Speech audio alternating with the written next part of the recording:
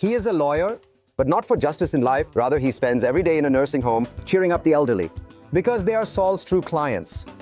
With his cleverness, Saul was thriving in the nursing business. His business was flourishing. Saul decided to rent a spacious and bright office. He even took his ex-girlfriend in to tour his future company. And he wanted to invite her to be his partner, but Jin declined Saul's good intentions. He wasn't considering changing jobs for now. Just when everything was about to get better, the couple found Saul again. Hoping he could be their attorney, Saul was puzzled why they suddenly approached him. He hid in the bathroom, calling his ex-girlfriend to find out. Today, for their case, they wanted to negotiate with the prosecutor for a settlement. In the end, the couple was asked to return $1.6 million, with the man needing to serve 16 months in prison, otherwise they would be sued. Now, all the evidence was against the couple. If it went to court, the man would face 30 years in prison. But the couple not only ignored his advice, they fired Jin. They still believed that the money was rightfully theirs. Upon learning the truth, Saul advised the couple to take Jin's advice and do as he said.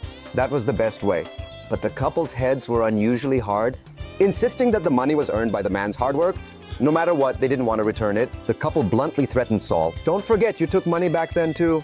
They demanded that Saul must become their attorney.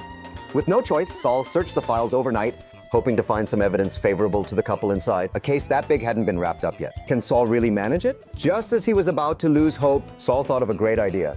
He handed the remaining ill-gotten funds to old Mike, marking them well and placing them on the toy car in the yard. When the man took out the trash, he discovered the bundle of money. Thinking it was the kids being mischievous, accidentally revealing the hidden money, he scolded them, and afterward, his wife went upstairs and put the money back, waiting until deep night when the whole family was asleep. Old Mike quietly came to the room under the ultraviolet light. Old Mike followed the trail left by the woman, soon finding where they hid the money, taking all the money back, and handing it to Saul. Saul put in the money he recently earned. After replenishing the stolen funds, he asked old Mike for help to return this money to the government. The next day, Saul went to the couple's house, telling them that the embezzled public funds had been returned, which made them extremely angry. They even shouted about reporting Saul, but Saul said, "You can call the police, we'll both be caught, your children will become orphans from then on." So the couple resigned to their fate.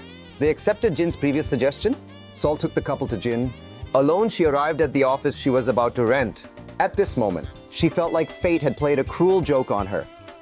A few days ago, Saul visited a nursing home, as usual, providing legal services to the elderly there. But this old lady was strapped for cash. Searching through her belongings, she found only 40.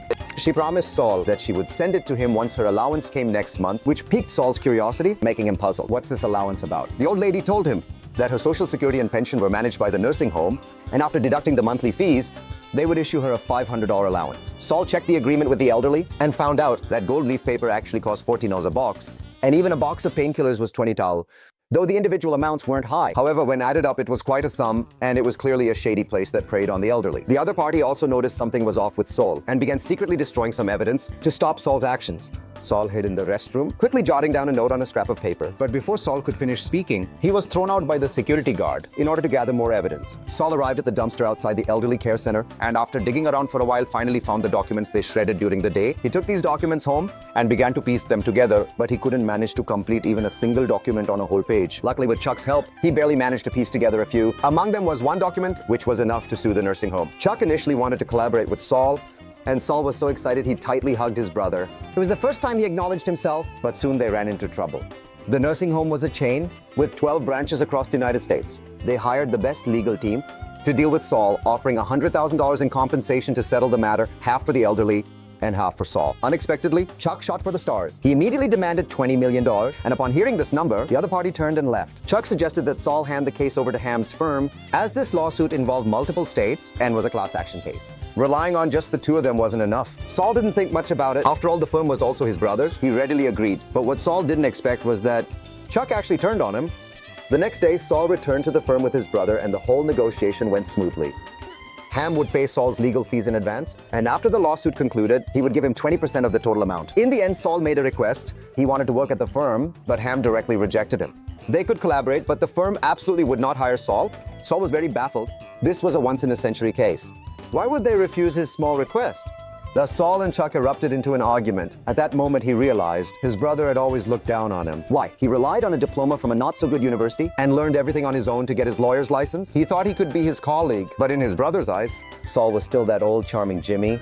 No matter how hard he tried, he couldn't escape his brother's prejudice. Well, if that's the case, then I'll just revert to that charming Jimmy. Security guard Old Mike received a call from his daughter-in-law that day, asking him to help take care of his granddaughter the day after tomorrow. She was too busy with work lately. Since her husband died, the mother and daughter had been living very frugally, barely making ends meet on her pension. So Old Mike decided to get back into the game. Hoping to earn some extra money to support the two women, she sought out a local black market veterinarian, hoping to help herself find some work. Arriving at an abandoned factory in the suburbs, the man told Old Mike this time he was going to do business with a drug dealer, but it was his first time doing this. With no experience and feeling very nervous, he asked Old Mike for advice.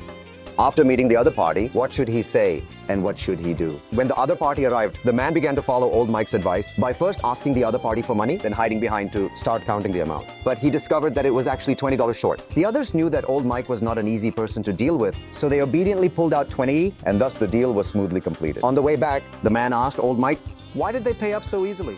Old Mike had conducted thorough investigations beforehand. The buyer was the drug dealer's younger brother. This time his partner set him up, so the other party didn't want to cause trouble, lest it easily be discovered by his boss. Moreover, Old Mike told the man to stop while he was winning. He wasn't suited for this line of work. To make money, Old Mike started accepting various tasks. During a task, he unexpectedly met Chicken Man. Do you know what the biggest difference is between the two TV shows Breaking Bad and Better Call Saul?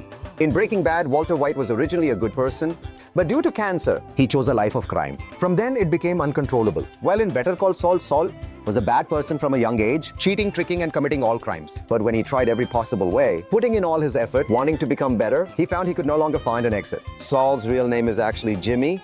Saul had been living in Chicago, and as a young man, he was aimlessly wandering every day, relying mainly on chips, hygiene, and the tacit cooperation of good friends, making it hard for those out-of-towners. Not long after, Saul was thrown in jail due to the Chicago skylight incident and was framed for very serious charges. With no options left, Saul had no choice but to ask his brother Chuck for help. He was a well-known lawyer in the area, only caring about getting his brother out as soon as possible. But with Saul in this state, all slick-tongued, Chuck was quite displeased with him. After not seeing his brother for 5 years, how had he turned into this? So Chuck agreed to bail him out, but afterward, he had to stay by his side, and that's how it was. After getting out of prison, Saul hastily said goodbye to his good buddy and moved to New Mexico with brother Chuck. He took a clerical job at his law firm, and the daily work was very simple, just helping the office elites with their deliveries. Clever Saul took advantage of his free time to study law. He even self-taught legal knowledge, wanting to become a respected lawyer like his brother.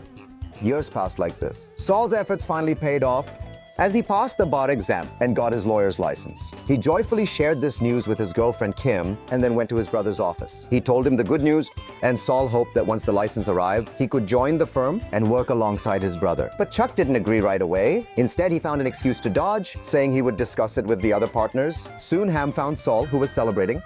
He immediately praised him. Just when Saul thought he was about to reach the pinnacle of his life, marrying a rich beauty, Ham's remark hit him like a bolt from the blue. Later, Saul left his brother's firm. He established his own small law firm. Although life was tough, Saul remained full of hope. It wasn't until the nursing home case that he realized it was actually his own brother who had been hindering him all along. His brother's betrayal became the last straw that broke Saul's back. He accepted Ham's previous offer for cooperation and then left this place. Saul decided to return to Chicago to once again become the playful, charming Jimmy Saul and team up with his good buddy to resume their old ways. And they were full of lies, deceiving all kinds of tourists, antiques, violins, special meaning 50-cent coins, even disguising as a famous producer, a night of passion. Just like that, the two of them went wild and carefree for a week until Saul opened his phone again and found many messages from elderly people. In their words, Saul could feel their need for him.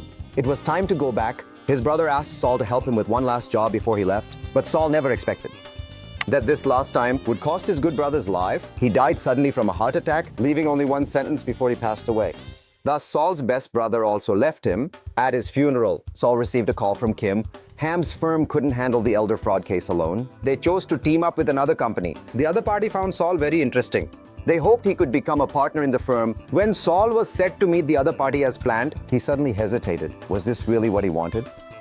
Probably not. From then on, the guardian of criminals was born, a flamboyant lawyer providing one-stop criminal services.